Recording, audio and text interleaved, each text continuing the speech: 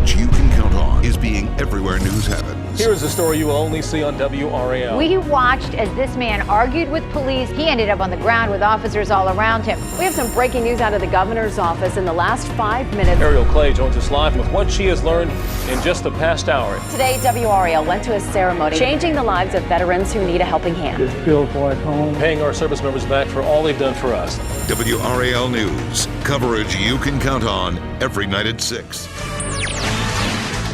Outrage, disappointment, and sympathy tonight. Emotions running high as hundreds gather locally for protests, demonstrations, and prayer vigils, including one very intense moment in Durham that shut down a major highway. Right now on WRAL News, live team coverage on all events. Cries for justice tonight spilled into the streets of Durham. Thanks for joining us. I'm Gerald Owens. And I'm Jackie Hyland. Dozens of protesters blocked the Durham Freeway, Magnum Street. This video posted on YouTube shows them chanting, "No justice, no peace," some even lying down in the street. You're watching live from Sky 5 as you see the protesters marching through the traffic that is now stopped on the Durham Freeway. We understand from Sky 5 that this backup is about a mile long. This is getting dangerous as people are meandering through the cars here. We have Ken Smith, who's right there in the thick of the protest. Ken, bring us up to date on what you're seeing there. Yeah, Deborah, Joe, photographer Mark Simpson and I are on the move, as you can see. Just a little while ago, before you all came to us, many of the demonstrators staged what they call a die-in demonstration, many of them lying across the roadway in both directions.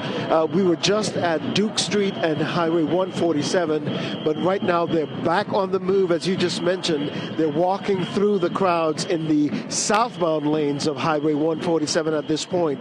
What started as a peaceful protest has now seen its first arrest in Durham. Ken Smith is there right at the D-Pack where the protesters have stopped for now. This situation quickly deteriorated a short time ago. What you're seeing are at least 2 or 3 demonstrators that are on the ground in zip ties. Right now in WRAL News, demonstrators in Durham clogged downtown streets and shut down the Durham Freeway, staging what they call a die-in in the middle of the road. Tonight, the streets are clearing. Several demonstrators had to be taken into custody after brief clashes with police in riot gear. Hello and thanks for joining us. I'm Gerald Owens. And I'm Deborah Morgan. We have been following these protests since they began just about 7 o'clock tonight. WRAL's Ken Smith has been on the ground in the middle of the action tonight. He joins us live with an update. Ken? The Durham Police Department in their riot gear. They're moving, and that means they want you to move out of the way as well. So to avoid any confrontation or with Durham Police, we're following the law as we move on. It was absolutely incredible. We have you covered on every angle of this storm. Just packed with abandoned cars. My photographer Jamie Mund and I just pushed one of the cars out. The gray bar that's on the bottom of your screen will have important information that we are continuously updating. What will make the biggest difference is how heavy the snow comes down. So stay put, that is the bottom line. So catch your breath now because we're not done just yet.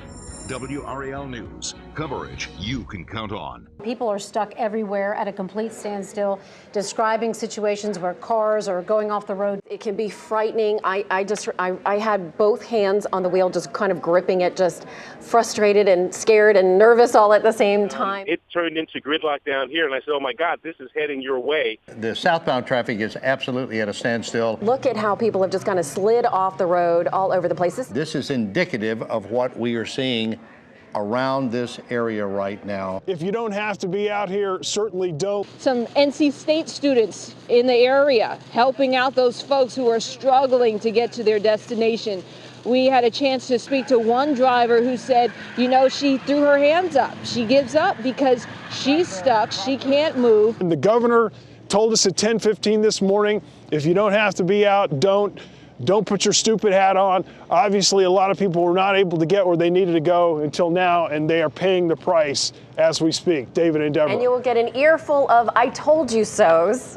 Oh. That is quite a lesson. I've heard those before. I know. Tornado warnings and flood warnings. Fast-moving storms popped up across multiple counties, leaving serious damage to homes and streets covered with water. The rain came fast, too fast, and quickly there was too much. Low-lying areas started to fill up, like this spot along Ward Avenue. While some thought better of it, others tried their luck driving through it. Some didn't make it. This car had to get a push the rest of the way. I think it's dangerous because, you know, something could happen. Somebody could get stuck. Ominous dark skies turn dangerous as severe weather sweeps through our area. Tonight on WRAL News, the funnel clouds, the hail, and the damage. I heard something like a train. My buddy hollered, what we're gonna do, what we're gonna do. I said, I don't know. So we run over there. I just seen my light flash before my eyes, man. I just didn't know, I ain't know what to do, man. And when the storm came through, it picked up the 2x4s in the house and tossed them just like missiles through his neighbor's front door. Glenda Paradise says she got an alert on her cell phone from WRAL and took cover. And I got in the closet at the other end and covered my head. And then I heard it swerving over the roof, and the trailer began to shake. Just seconds ago, the focus shifted for a minute because a fire popped up into the garage. I can, from where I still see some of those flames on the ground. And actually, when that fire started, there was a bit of a pop, and 3 firefighters that were trying to tackle it closer had to run out of the garage. Chaos outside a local courthouse. We heard like pow, pow, pow, pow, pow. Shots fired, injuring 2 people and putting a town on lockdown. WRAL is live at the scene with an update on those injured and the massive search for the suspects. We begin with breaking news this hour. The Nash County Sheriff has confirmed to WRAL there has been a shooting outside the Nash County Courthouse in the town of Nashville. We're looking now, as you can see, a live picture from Sky 5 that looks like they have part of that road blocked off in front of the courthouse. But again, some of the things an eyewitness told us said that people ran out from the courthouse. They were screaming. Officers were running around the outside of the courthouse with their guns drawn. And she described this scene as chaos. Breaking news. And that breaking news tonight, an arrest in a shooting outside of the courthouse in Nash County. Thank you for joining us. I'm Deborah Morgan. And I'm David Crabtree. We have been following this story for you throughout the day. It happened just about 11 this morning. 1 man was shot in the leg and hand, a 2nd man shot in the back. And we have just heard from the Nash County Sheriff, who confirmed this was, in fact, a targeted attack. This is Sky 5 live over the scene, where the sheriff confirmed what man the shooter is in custody. We are standing in front of the Nash County Courthouse where this shooting happened today. The crime scene tape is down. The street has been reopened. But if you can look up, see those stairs right there. One of the victims, after he was shot, stumbled up those stairs and into the front door of the courthouse. It was a terrifying scene as bullets echoed through a busy downtown street in front of the Nash County Courthouse. Just then we heard like pow, pow, pow, pow, pow. And I said, was that a gun? And Brent says, yeah, it sounded like when he said, lock the door. So I ran up and locked the door. When the lock came up to the front, we just saw people everywhere and cops all over the place. The sheriff found out in front of our camera. We've got the shooter in custody. Authorities say he is 23-year-old Ontarius Lewis. Nash County Sheriff Dick Jenkins says 2 men were shot in front of the courthouse. We had an individual that ran up, shot several times at him. Judy Winstead says she heard the blasts. We heard like pow, pow, pow, pow, pow. We just saw people everywhere and cops all over the place. Dressed in orange and led by bailiffs, Damon Morris heads to his first appearance before a Nash County judge in the very courthouse he's accused of shutting down Tuesday. The 36-year-old is charged with assault with a deadly weapon and intent to kill in connection with the shooting at the courthouse. Police say the gunman was Morris's 31-year-old brother, Brandon Morris. The brothers fled after the shooting, causing a massive manhunt. Damon Morris was arrested Wednesday night in Raleigh, and Brandon Morris turned himself in the next morning. Both of them are cooperative.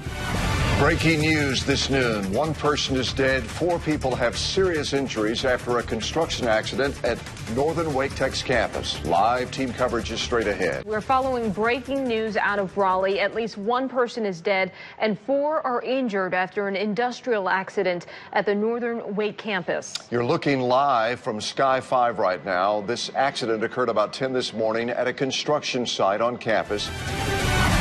A second pedestrian bridge collapses on campus. We're covering that angle, and we're also talking to the wife of one of the victims who survived yesterday's deadly bridge collapse. Live report straight ahead. Yesterday, 1 worker was killed and 4 others seriously injured during a separate collapse. WRAL's Layla Santiago has new details on both accidents. Layla? Well, I'm at Wake Med right now, where one of those men injured in yesterday's collapse remained. I spoke with him this morning. But first, let's get back to that Sky 5 video so I can show you exactly what happened with this second bridge collapse.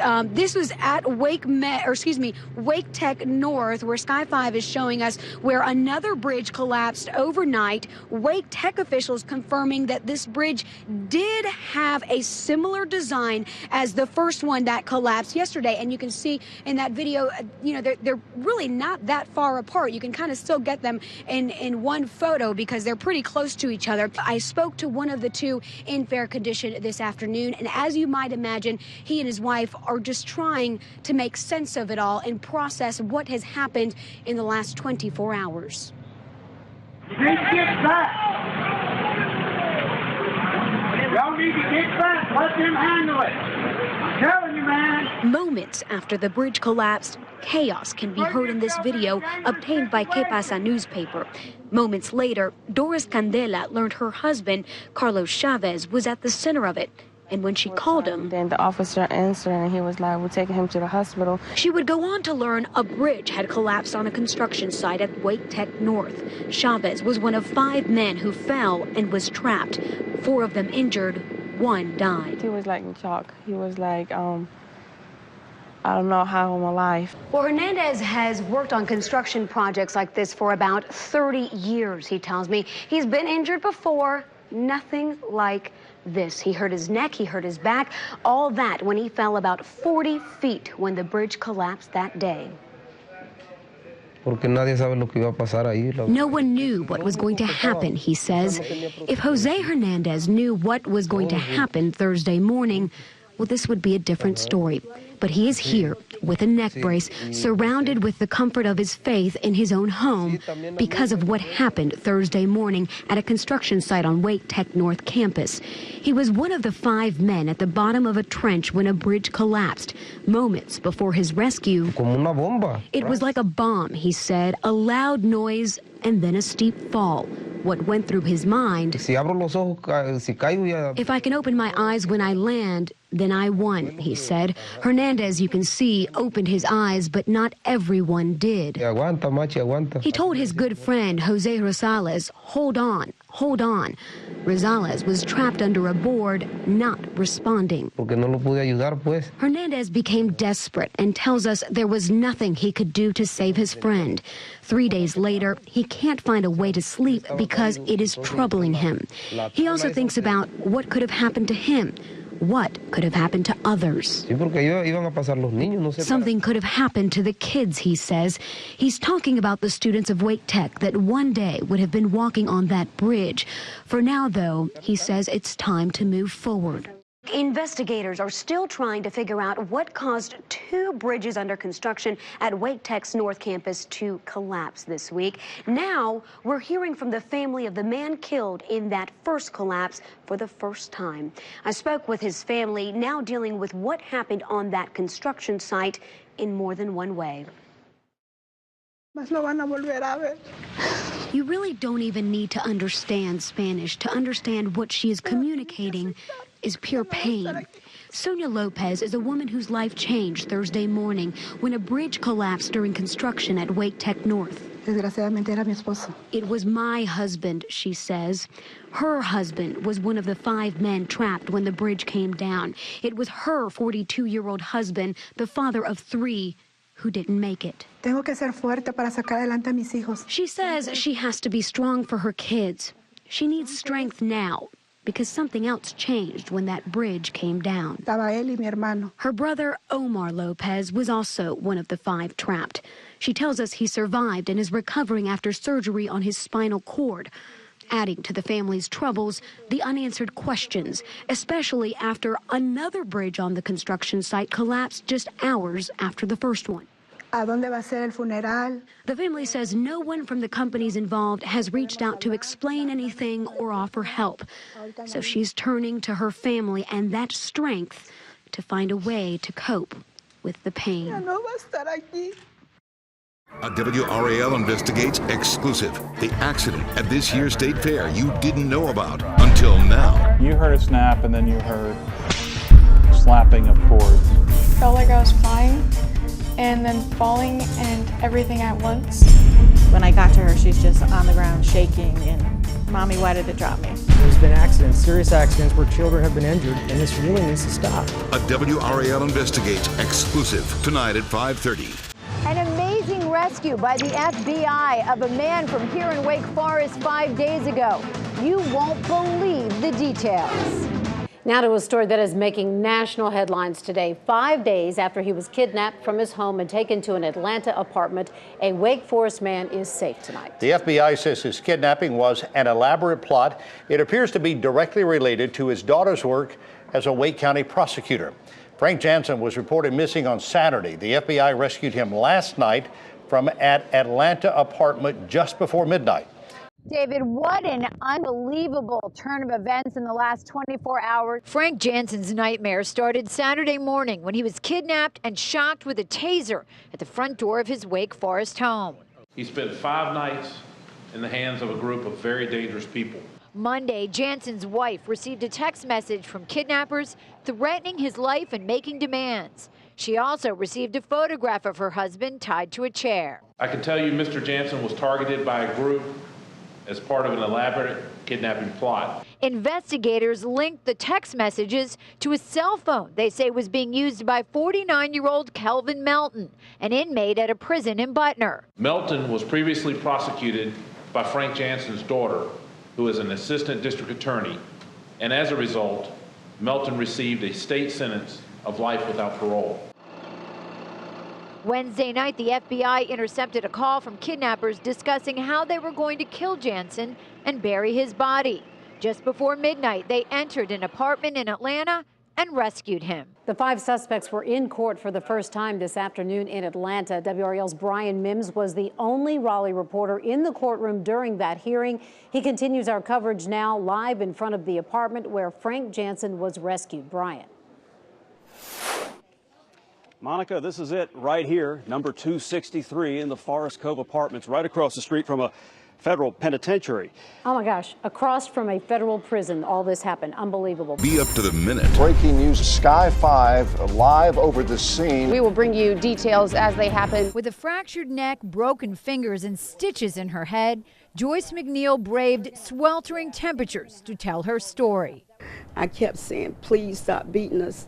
We don't have anything else to give you. But the heat was nothing compared to what she and her husband experienced last month in their home as they waited for an early morning ride to a medical appointment. And he started immediately beating my husband while he was sitting in his recliner, beating him with that stick. And before I could get out the bed good, he pulled me by my hair and dragged me in the living room and started beating me as well. 364 pizzas, 137 orders of buffalo wings, a $2,500 takeout order. The customers, inmates at Harnett Correctional Institution in Lillington.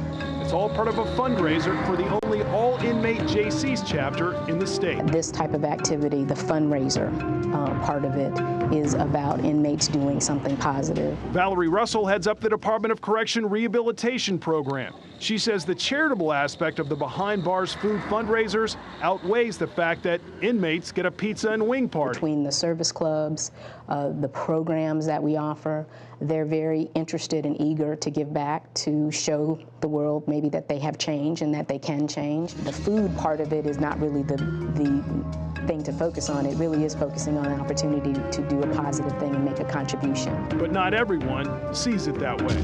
On the outside looking in, you know, pizza night in prison just doesn't look like it's appropriate.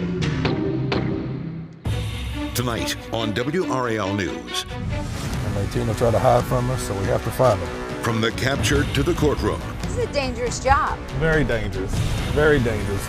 If you skip court in Wake County, these guys will find you. Tonight at 11 on WRAL News. Wednesday, WRAL uncovers new clues in a murder mystery. They were tortured, in my opinion. Helps solve a case that's been cold for 42 years. Wednesday at 5:30 on WRAL News. It's only been a few days since WRAL started talking about this story, and already investigators have gotten tips from people with information about this case that has gone unsolved for decades. And that is exactly why they came to us for our help. What happened in this now tranquil Orange County forest 42 years ago was so horrific that those who lived in its shadows are still haunted. I think about it all the time. 19-year-old Jesse McBain and 20-year-old Patricia Mann were young and in love when they were brutally killed. They spent their final terrifying moments in this forest just hours after attending a Valentine's dance at Watts Hospital, where Mann was a student. So what was the scene that they found? Like 42 years ago. Orange County Sheriff's investigator Tim Horn contacted WRAL in hopes of shedding light on the case. They were bound individually and then ultimately together around the tree. Hitting you is not okay. Threatening you is not okay. It's not okay. Say enough to domestic violence. Today at 4, call our domestic violence phone bank. Talk with someone. Or you can chat anonymously with experts online. We are here to help you. We are here to help you. Say enough to domestic violence. Enough. Enough. Enough. WRAL investigates pharmacy mistakes. How in the world were there 2 different sized pills in the same bottle? Prescription errors at your drugstore. We found 1,400 complaints in this 5-year report. The wrong pills, the wrong dosage. We're trying to keep this from happening to your family. I mean, it's scary. The #1 thing you must do every time you pick up a prescription. What we uncovered will change the way you take your medicine. WRAL investigates pharmacy mistakes. Thursday at 5:30. Would you give your child marijuana to save their life? Monday on WRAL News, meet 2 local families fighting a life-threatening disorder. Brian, please stop this. Their last hope is illegal in North Carolina. WRAL travels to Colorado to show you a medical miracle from marijuana. For the first time, she actually understands the world around her. It does feel like a miracle. What would you do? Before you answer, watch Monday at 5:30 on WRAL News. Zora has a rare, hard-to-treat, debilitating form of epilepsy known as Dravet syndrome, for which there is no cure. You start losing hope, and then you hear there's something out there that changes it. But it's illegal. It's illegal in North Carolina, not here in Colorado, where there's a medicine showing great promise in children just like Zora. It's an oil extracted from a specially grown marijuana plant. What I want to give Zora can't be abused. It doesn't have the part that gets you high. We would just want to be able to have the oil here legally. Zora's parents just want their daughter to have a chance for a better life. She doesn't have time. She doesn't have time to wait. Tomorrow can be her last day. Ready for this? WRAL investigates a Raleigh doctor performing surgery with a homemade device not approved by the FDA. You feel like you were a guinea pig? Yeah. She's been through a medical nightmare. When you think about the fact that he went to a home improvement store to bend a rod to stick into your body, what is your reaction? I'm just horrified. I just want him to stop. We should be warned that this could happen. There should be some kind of safety warning. WRAL investigates dangerous reflections from energy-efficient windows. That's the beam. Melting cars and homes throughout local neighborhoods. Here's the kicker. Home builders are required to install them. All builders are using these windows. Yep. No one's taking responsibility and kind of getting the runaround. While builders and manufacturers point their fingers at each other, I'm standing up for you. WRAL investigates. Monday at 5:30. This is the worst spot here. The back corner, the middle. You can see it's kind of starting to wave here. It's bubbled up. Around the mirror, plastic on this SUV bubbled and melted just weeks after Michelle Curtis moved into her new home in Apex. And it was pretty unbelievable. The effort to track the cause right there led to these odd pinkish spots in her yard. Well, it's like, could this really be happening? Could this reflection of the sun off a window of a house do this kind of damage to a vehicle? I mean, that's pretty intense heat. And it wouldn't take much more to get pine straw or some other sort of mulch around the house to catch on fire. So it's that was a concern. We just couldn't document it. So I thank you and WRAL for helping us with it. Monday, WRAL investigates problems with Duke Energy Progress bills.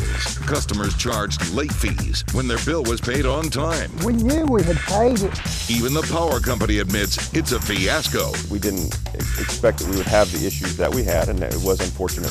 And guess what? The due date really isn't the due date. We think you deserve to know what's going on with your power bill. WRAL investigates problems with Duke Energy Progress bills. Monday at 5:30. It's like a slap in the face. Part of the trigger for Schultz, a customer of 7 years, apparently started in 2012 when Hurricane Sandy ripped that dream home right into the ocean, forced them into bankruptcy, and ruined their credit. And they said, well, we sent your information to Experian, and according to them, they said that we should get a security deposit. Schultz feels it's unfair. Another customer who complained to 5 on Your Side calls it corporate bullying. Really thought a mistake had been made.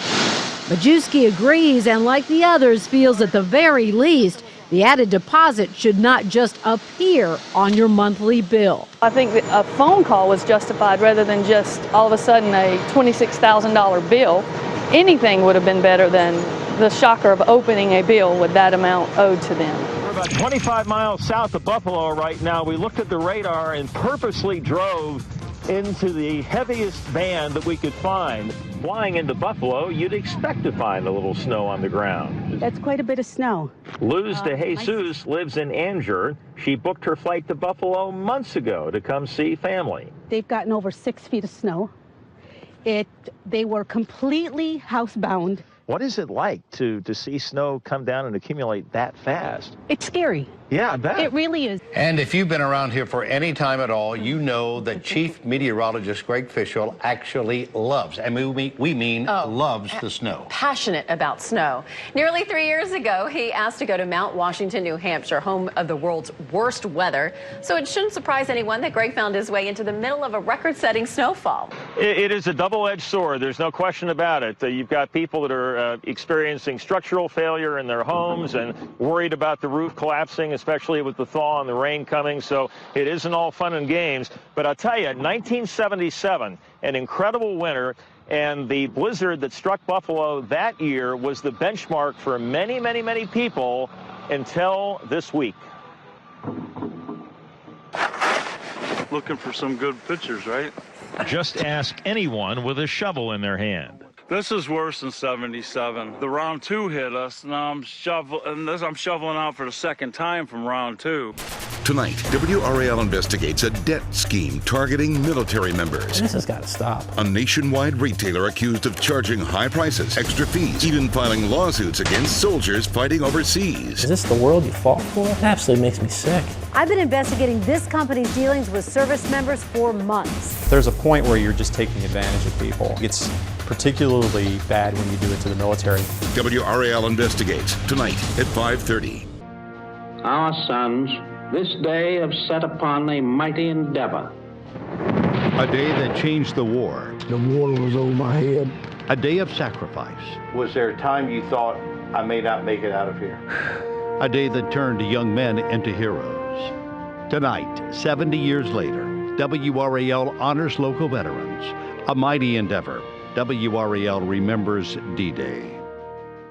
10 years ago, Willie Williams returned to Omaha Beach, the hell of war still evident in his mind. I walked up there kind of by myself and looked back out across there.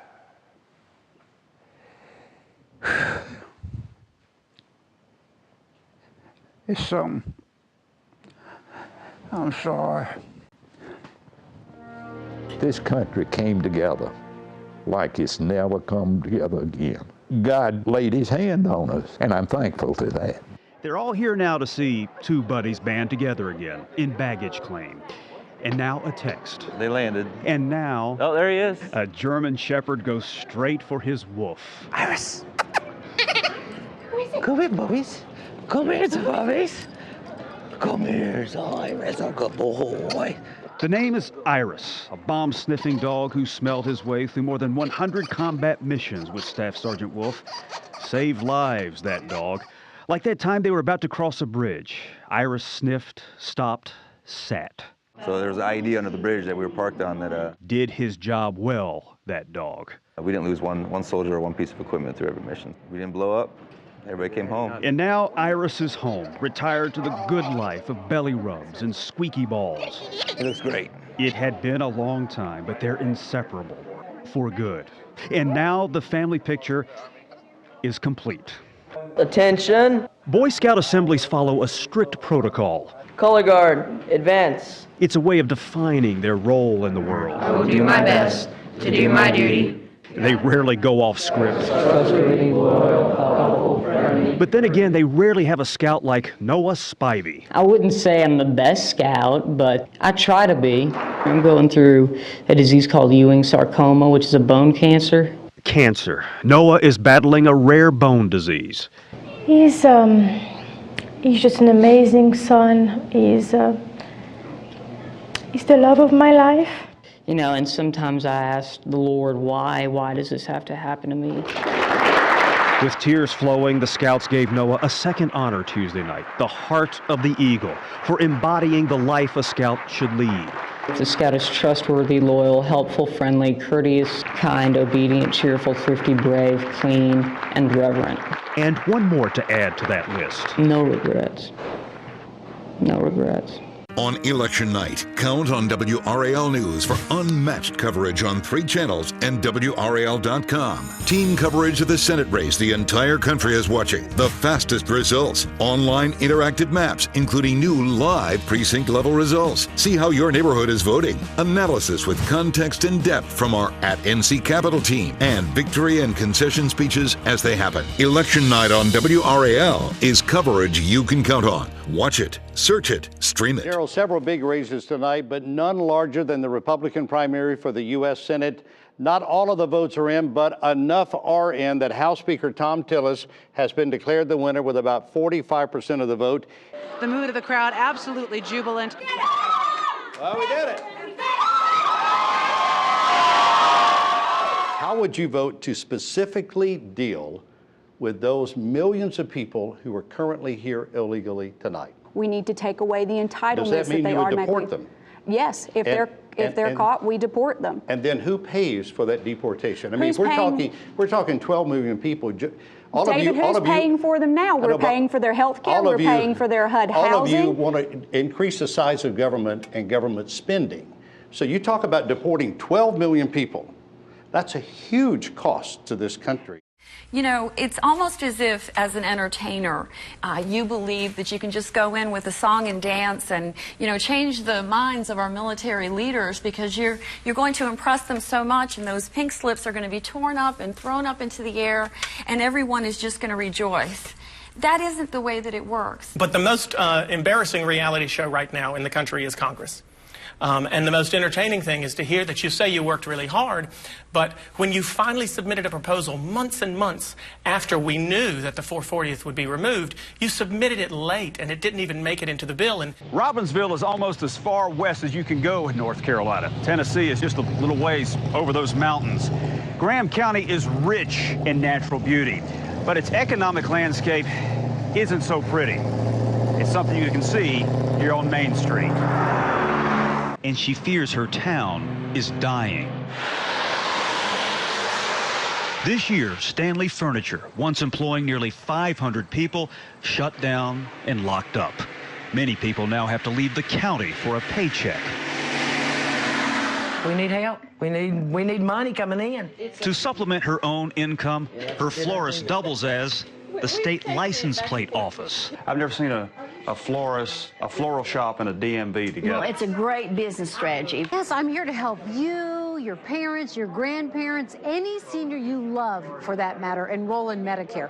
All of these folks here right now are from the Seniors Health Insurance Information Program. That is SHIP. It is part of the North Carolina Department of Insurance. They can handle all of your questions regarding Medicare. The numbers to call. Well, for the past couple of hours, a lot of people have been calling, talking with a panel of pediatricians over in Studio A. WRAL is here to help you get valuable information about childhood health and development issues. The health team's Dr. Alan Mask joins us now from Studio A. And Dr. Mask, what is the hot topic over there? We're getting all kinds of questions here. Flu flu shots, asthma, enterovirus. And welcome to WRL's 26th annual Coats for the Children Telethon. It has been a wonderful day here at WRL. So far, we have raised more than $54,000 for the Salvation Army to help keep children in our communities warm this winter. One of the most intriguing stories at Pinehurst this week is that of young Lucy Lee. The U.S. Open certainly ain't miniature golf, but Lucy Lee is the U.S. Open's golf miniature. The pitching, putting half pint, the youngest ever to play in this tournament at just 11 years old. It's pretty amazing, but I try not to think about it. I'm just another player, just trying to do the best I can. Now let's put this whole age thing into some perspective. Forget Walkmans or Discmans. MP3 players have been around longer than Lucy. DVDs, never a foreign technology to her. Heck, she has never known a world where Justin Timberlake was a singer in a boy band. Yeah, don't ask me why I own this. Are you ready for the Logan Zone? This is 30 minutes of football strategy, analysis, and Loganisms you can only get from Coach Steve Logan. Here's the thing about being a head coach. You're either the first or the last to know everything. Live and unedited. What camera are we on? This one? Right here? Listen to me. No one talks football like this. I'll say this bluntly. See why I had a nervous breakdown? Hopefully you won't have one right here. The Logan Zone this morning at 11:30 live on WRAL. For 34 years, Friday night, WRAL has brought you the excitement and the drama of Friday night. Buckle that chin strap. the season is on. It's time. Coming at you. Football Friday starts right now. We are on the scene tonight at 12 third-round games involving teams from 18 different counties, but we do start tonight in Wake County. I'm turning back the clock and taking you to a very special prom. We have a new Miss North Carolina this morning. Describe what you're feeling right there. I can't even think. Oh, this is the first time I'm seeing this footage, and it really hits home. It makes it seem so much more real. WRL's Teacher of the Week. Congratulations. This is a first. Never have we honored a shark as Teacher of the Week. Some of my students this year were a little bit inhibited to ask questions or to show they didn't know something or to take a risk with me, the teacher. But with me, the shark, all bets are off. Keeping students engaged every day, no matter what she's wearing. Explore the natural wonders of North Carolina. Beautiful places off the beaten path. That's pretty cool. Need an adventure for the family?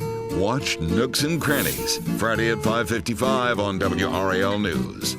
It's pretty out here. We have just a few puffy cumulus clouds hanging out over the Sandesk, Orville, and Wilbur, enjoying the beautiful sunshine. Come on by the WRAL tent, have your picture made with us up here at the corn desk, put it on Facebook, and your friends will be so jealous of you. Back to you. That is so cool. It is, and it looks huge, like you need a ladder to climb up in there. Gosh. Right. This is a beautiful piece of artwork made entirely out of ice. I want to go ahead and toss it on over to Adam Owens in Roxborough. Layla, you didn't throw it quite far enough. I stand corrected. Clear the slopes. On your mark, get set, go! Sledding Hill opened about 15 years ago. And it's been downhill ever since. Yesterday, on the first full day, I found there are many, many reasons to get out to the state fair this year. Take a look. He walked right in, sit right down. This is what the perfect fair day looks like. Big kids and little kids going round and round and up and down. It looks like barbecue on a stick. That's good. It looks like perfectly brown turkey legs and a perfectly blue sky. And what we've seen over the years is, as the weather goes, attendance goes. That's State Ag Department spokesman Brian Long sizing up the crowds. I asked 7-year-old Blaine McDonald from Broadway to size up the rides. Last year I did the drop zone. The drop zone. How cool was that? Ooh, it was scary. Thursday at 7, a special Fayetteville edition of the Tar Heel Traveler. From the Babe. Got his nickname the Babe while he was here. To the King. How would you like to play for Elvis? But. What this whole world needs is more putt-putt. To the Eiffel Tower. I think it's an eye catcher. The people and places around Fayetteville will inspire you. Is it scary? It's a little scary. Watch Scott Mason on a special Fayetteville edition of the Tar Heel Traveler. Thursday at 7 on WRAL.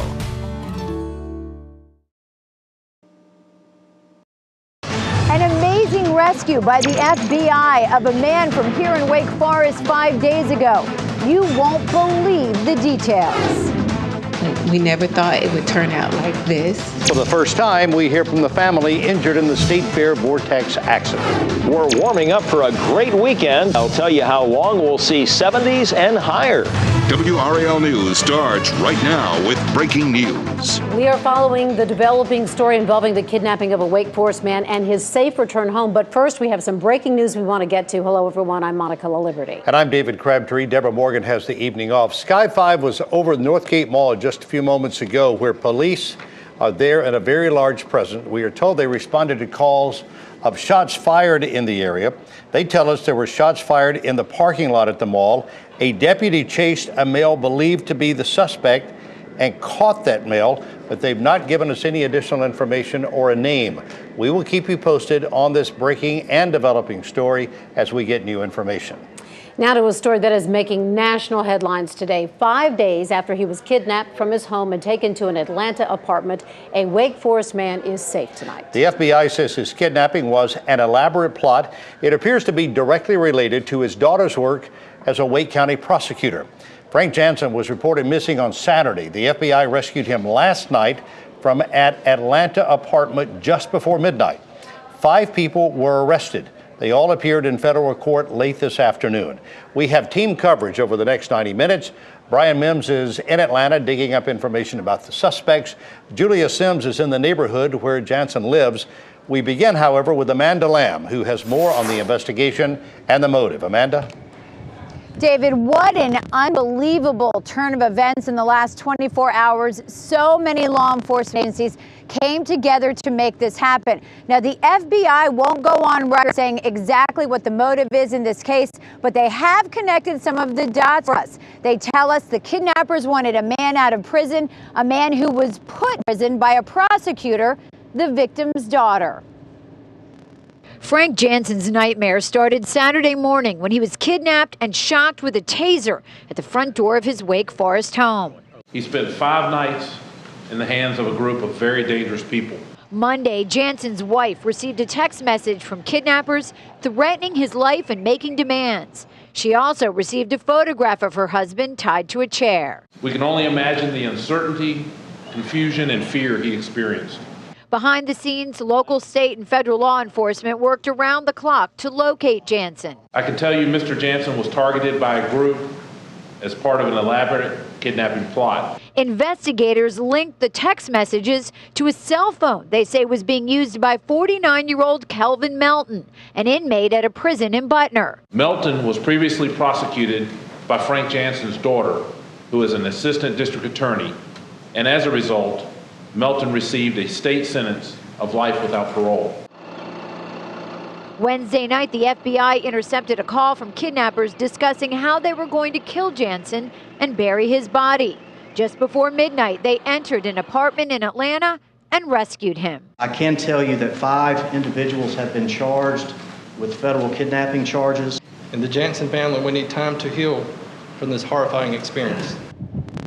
Now, Jansen was checked out by a doctor immediately after he was rescued. We're told he's doing okay physically, but as you can imagine, the emotional scars from this are going to take a long time to heal. The family's asking for privacy. Coming up at 6 o'clock, we'll hear from the new Wake County District Attorney about how this happy ending has lifted a black cloud from the shoulders of his employees. Colleagues of the daughter of this victim say they have been praying for Jansen's safe return. Back to you. It is an amazing story. Amanda Lamb live in Wake Forest. Thank you, Amanda. Within the past half hour, the Department of Public Safety issued a statement about cell phones in prison.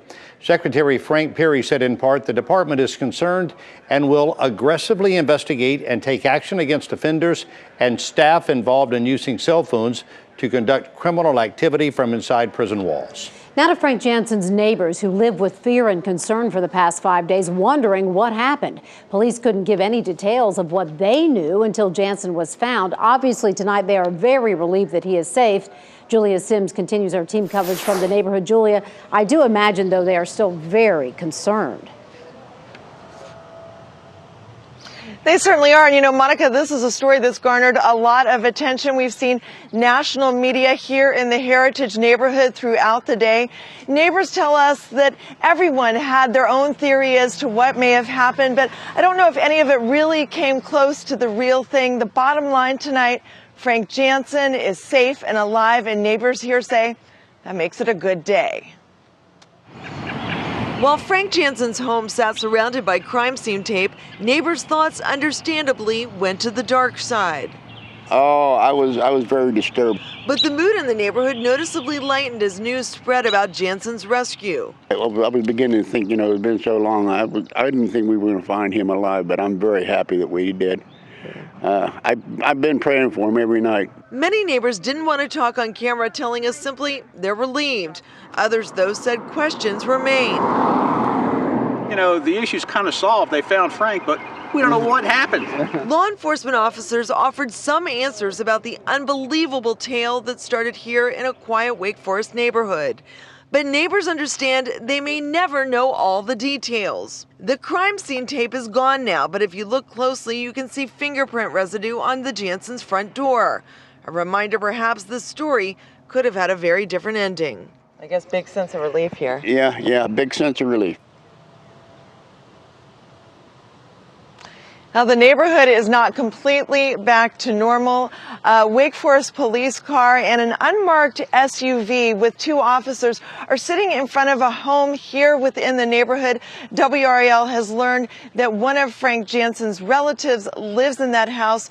We think those officers could be there as a security measure, but Monica, those officers aren't commenting. Oh my gosh, I imagine not. And I just imagine everyone in that neighborhood. It's going to be a while before they have any total relief from that for sure. Thank you, Julia Sims, live in Wake Forest. Now, we are learning more about the 5 people who were arrested following Jansen's rescue. During their first appearance in federal court, we learned the entire group is from the Atlanta area. Brian Mims was in the courtroom. He will have much more on this angle tonight at 6, live from Atlanta. Another major story this afternoon, because for the first time we are hearing publicly from the family thrown from a ride at the State Fair in October. They spoke after announcing plans to sue the ride operators and owners. Ken Smith covered the story the night of the accident last fall, and Ken joins us now with how this family is coping. Ken? David, from looking at that family today, it's clear that the Vortex ride accident last October changed the Gorham's lives as they knew it. Keisha Gorham, some of her family members, and the family's attorney, Willie Gary, stood on the steps of the Durham County Courthouse this morning following the filing of a multi-million-dollar lawsuit. The suit is against Powers Great American Midways, which brought the ride to the fair, and Family Attractions Amusement Company that operated the Vortex. The family is seeking $150 million in damages. During the final weekend of the State Fair, the Gorhams and several others were thrown from the ride when it suddenly restarted while riders were trying to get off. The ride flipped back up in the air. Some riders fell about 20 feet to the ground. Keisha Gorham says the one thing she remembers from that night is the sound. She says it's a constant memory, the loud bang, which she says was her head hitting the platform. I've come quite a ways given my injuries. These past couple of months have been just a nightmare, pretty much. It's a nightmare. I would not wish this on anyone. It's just like Attorney Gary said, you know, we went to the fair for an enjoyable evening and never would have imagined that anything like this would have happened. Gorham says her entire family is still recovering from the accident. Her husband, Anthony, was the most seriously injured. He suffered brain, skull, neck, and spinal cord injuries. He's had several surgeries, including brain surgery this week. He also lost sight in one eye. She says her husband has gone from the breadwinner in the family to a shell of a man. Her son, she says, used to be on the honor roll. Now his grades are suffering, and he has nightmares. She also talked about her niece, Shakima Dempsey. Gorman says she was studying to be a nurse, but because of her back injury as a result of this accident, those plans are on hold. That's not the case anymore. Well, the ride operator Tim Turturo and owner Joshua Macaroni, both from Georgia, are facing criminal charges in this case. Both are also named in that lawsuit. David. Ken Smith reporting for us. Ken, thank you. A Wake County man is in jail tonight accused of killing his in-laws and shooting his estranged wife with their 3 children nearby. Nathan Holden is charged with 2 counts of murder. His wife, LaTanya, is in critical condition tonight. The children were not hurt. It happened around 10 last night outside Wendell. Officers arrested Holden this morning in a field near his home. Authorities in Hope Mills are hunting for 2 gunmen who brutally assaulted employees at a fast food restaurant before then robbing the place. It happened just before 2 Monday morning at the McDonald's across from Jack Britt High School. Security video shows 2 masked gunmen rushing behind the counter. Investigators say they flashed handguns, roughed up employees, and took money from a safe. They locked the workers in a walk-in cooler before making their getaway with the cash. We have breaking news now as the man who caused another car to crash into an Orlando daycare has surrendered. 1 child died, several others injured in the accident yesterday. Authorities say Robert Corchedo hit the car that drove into the kinder care. He immediately drove off in his SUV. A couple of hours later, his Durango was found abandoned nearby. 4-year-old Lily Quintus died. 14 others were hurt. 1 remains in critical condition. What motivated a Pennsylvania teenager to go on a stabbing rampage at his high school remains a mystery. His lawyers, however, say he was not a loner and rarely got into trouble. 16-year-old Alex Herbal is charged as an adult. Investigators say he used 2 ordinary kitchen knives to stab and slash 21 students and a security guard. All are expected to survive. The school will likely remain closed until Monday. Lots of new information out today about the General Motors recall involving 2.6 million cars. The automaker says another part needs repair, a replacement of ignition lock cylinders that allow drivers to remove the key while the engine is running. The initial recall involved a faulty ignition switch that can cause sudden stalling. Also today, 2 GM engineers are now on paid leave because of that ignition switch recall. The action stems from the automaker's internal investigation into why it took more than 10 years to recall the cars. Congress is also investigating. A rough day on Wall Street, to say the least. The Dow meltdown, falling 266 points today. The S&P losing 39, and the Nasdaq had its worst day since 2011, dropping 129 points. Well, it coats cars and sidewalks and has allergy sufferers and sneezing attacks. Yeah, and in 3 minutes, the WRAL health team helps all of us fight back against pollen. Dr. Mask will tell us when to use over-the-counter meds and when it's time to see a specialist. Plus, just a week ago, David Letterman announced he's retiring. Well, today, CBS named his replacement. Who it is and what Letterman has to say about him. Greg. All right, Monica, temperatures finally got to above normal levels this afternoon, and now that we've accomplished that feat, it looks like we're going to be seeing several encores. We'll let you know how long the warm weather will last coming up. New numbers out today show 2 more people in North Carolina died from flu-related illness this season. State health leaders say the total number of deaths is now at 98. Flu season ends in about a month. You know, we had a long and hard winter. We all complained about it here. However, believe it or not, many people hope spring wouldn't get here because for them, it just means congestion, sneezing, coughing, and a runny nose. I sound like a commercial. WRAL's Dr. Alan Mask shows us how people with the most difficult to treat allergies can find relief. Okay, now blow out. Jenny Alice recently learned she has asthma, and her spring allergies only make the symptoms worse. Lots of blurry eyes, runny noses, coughing. More than half of all spring allergy patients respond to over-the-counter allergy medications. You can even use some saline nasal sprays to help as well. If those medications don't work, see your doctor for a prescription medication that might help. If they're having more significant symptoms and they're not getting good control with the more commonly prescribed medications, even the nasal steroid sprays as well, then that's a good time to come in to see the allergist. Alice is getting a skin or scratch test. Each needle prick contains specific allergens, and the results can be determined after just 15 minutes. And then I'm allergic to pollen, grass, lots of mold, and a lot of trees. With confirmed allergies, patients can begin a series of allergy shots. But basically what we're doing is retraining the body's immune system so that it doesn't recognize the pollens as a danger. It's 1 to 2 shots per week for 6 months, then 1 shot per month for 3 to 5 years. Most patients will notice long-lasting improvement for 20 years or longer. Ellis will be thankful for immediate relief. I hope so. I hope it'll make my life a whole lot easier to take. The first line of treatment of spring allergies is to avoid the allergens altogether. Stay indoors as much as you can. Keep your windows closed in your car as well as at home.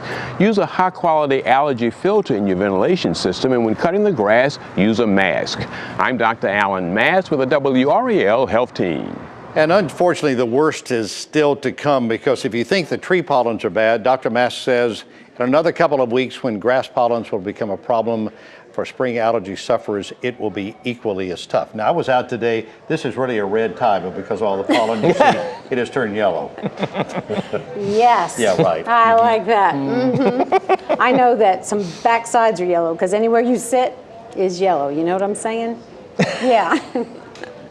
Well. Yes. What have you got to say to that? At least you've got the cold weather in the rearview mirror for now. Yes. And looks like it'll. Not. You did. I did. Not. I did. But we'll do a posterior modem on all this later. But let's go on ahead and start off with the Skycam as we look toward downtown. And it almost has a little bit of a hazy look to it, doesn't it? Almost looks like a summertime day there. We made it up to 74, and we're back down to 73 now, but still very close to the high temperature for the day. The wind out of the west-southwest at 12 miles per hour. And the air continues to be very dry. The dew point temperature at 37, and so that gives us a relative humidity of 27%. So not much chance of getting any rain in that kind of an environment. As we take a look at temperatures in and around Wake County, pretty uniform, and you would expect that again with sunshine and a rather stiff breeze. Keeps the atmosphere well mixed and more uniform in nature, and more homogeneous, I guess would be the scientific word. And then as we broaden the view a little bit, we really don't see that much of a range even on this scale.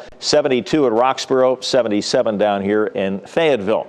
All right, the satellite and the radar mosaic. You see this band of clouds and associated showers up here. This is in association with a cold front that is in large part going to pass by to our north. At least the push of cool air will. The boundary itself will barely get down to the North Carolina-Virginia border or maybe into North Carolina before losing its definition. But the real cooling with this will go by way to the north, so it really isn't going to have any great influence on our weather this weekend. It may produce a little bit more in the way of cloud cover, but that'll be about it. And we're going to have to wait for a stronger cold front to get here early next week. And let's talk about that right now. Now, what you're going to be looking at here is an average of 50 computer models, and we're looking at the 24-hour temperature change from 2 p.m. to 2 p.m. each day or each successive day. So as we take a look at 2 o'clock tomorrow afternoon, this is how much the temperature is likely to change from today at 2 to tomorrow at 2. And you can see this band of blue indicating cooling here. This is the same front that we see on the satellite and the radar imagery here. But look what happens to the real push of cooling as we head on into Saturday. It barely gets to the North Carolina-Virginia border, most of the significant cooling up to our north, and then we have a resurgence of warming moving by on Sunday. So our temperatures probably will go up a little bit tomorrow, maybe level off Saturday, and then go up a little bit more on Sunday. But look at this. Next big blast of cold air, at least by mid-April standards, beginning to sink southward across the plains, and then it begins to make a move to the south and east, so that by the time we get to Tuesday afternoon, it's definitely knocking at the door, and temperatures will turn much colder here late Tuesday and on into Wednesday. The good news is it'll only last a couple of days. By the end of the week, it looks like much of the country will be beginning to warm up. But we've been talking for 3 days now about the potential for frost as we head toward the middle and end of next week. And that frost threat is still very, very real. So for those of you that are affected by that type of thing, you'll definitely want to keep tabs beginning the early part of next week about how cold it is likely to get. So 8 o'clock this evening, 66 degrees, clear skies, pleasant conditions with a relatively light southwest wind, and then late tonight down to about 50. And then tomorrow we're looking for a good deal of sunshine, maybe maybe some high clouds as we head into the mid and late afternoon, but it isn't going to take away from the niceness of the day. 52 at 8 a.m., 70 at noon, and then 78 as we conclude the day. 78 Saturday, 80 on Sunday, and by the way, for the Rock and Roll Marathon, everything looking wonderful. Temperatures even at 7 o'clock in the morning in the mid-50s and then low 70s as we head toward the late afternoon. Still fairly mild Monday, but mostly cloudy. Good chance of showers and a few thunderstorms Monday night into Tuesday, and then much cooler with highs only near 60 and lows down into the 30s. Maybe some frost in some areas by the middle of the week. Okay, Greg, thank you. Thanks. Well, crews looking for the missing Malaysian jet detect another signal just ahead. What's next to help them locate that black box? And we're just 2 days away from the Rock and Roll Marathon. And tonight at 5:30, we're going to take you back to New Orleans to show you what runners and fans can expect on race day. They've raced this race before there.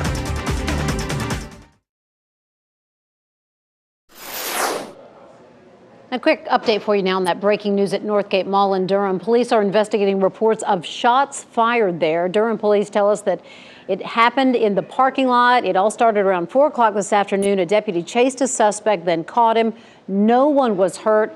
A vehicle was damaged, though. You can see there is a large police presence at the scene there. We do have a crew on the way gathering information. Of course, we will keep you up to date on WRAL and WRAL.com.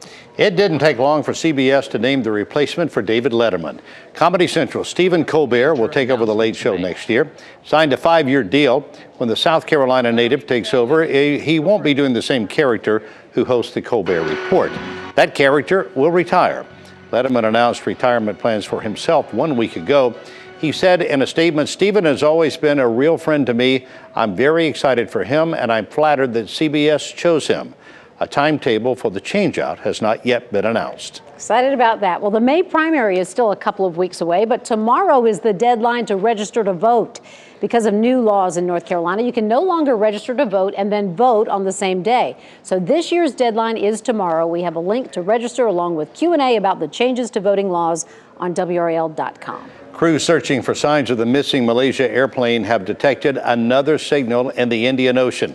The Australian Air Force has been dropping sonar buoys into the water near where 4 earlier sounds were heard. Authorities say the signals appear to be coming from a man-made device. Searchers hope to pinpoint the object's location and send a robotic submarine underwater to confirm if, in fact, this is the black box from the missing jet. Gerald Owens is here now with more on a deadly domestic dispute in Wake County. Gerald? David, next at 5:30, he's accused of killing his in-laws and shooting his wife. A local man behind bars accused of shooting 3 people, killing 2 of them. What the sheriff told me about this protective order that was taken out in hopes of protecting them. Plus, they are new and smokeless, but are they safe? What experts are saying about e-cigarettes. Mike? Well, Gerald, we had a fine day around here. How about in Wilmington? Here's a look at our Wilmington camp. There's the Cape Fear River, there's Margaret Street and the riverfront. They're getting ready for their Azalea Festival this weekend. We're getting ready for the Rock and Roll Marathon here. Will the weather cooperate with both festivals and activities this weekend? We'll talk about that in the forecast coming up. Stay with us.